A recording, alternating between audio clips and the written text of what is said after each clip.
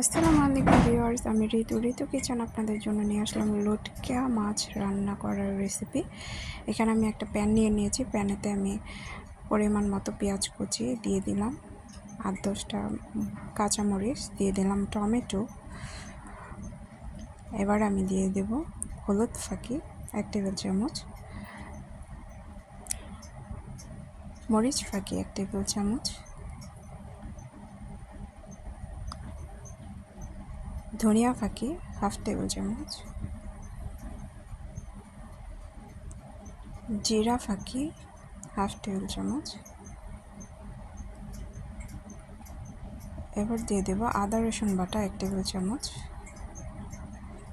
দিয়ে দিলাম লবণ পরিমাণ মতো,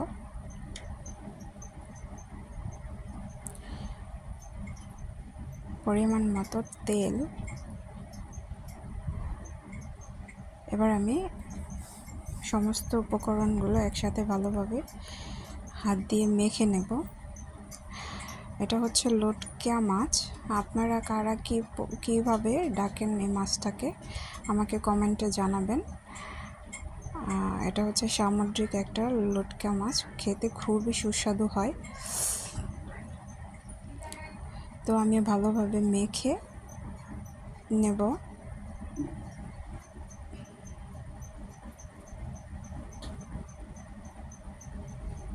তো আমি এ পর্যায়ে লটকা মাছটা দিয়ে মশলার সাথে আবারও ভালোভাবে মেখে নেব, যাতে মাছটার গায়ে গায়ে মশলাগুলো লাগে। খুবই সিম্পল রান্নাটা। এখানে আমি অল্প একটু পানি দিয়ে দিলাম। এবার আমি চুলায় বসিয়ে দেব। তো এ পর্যায়ে আমি নামিয়ে নেব। আমার মাছটা হয়ে গেছে।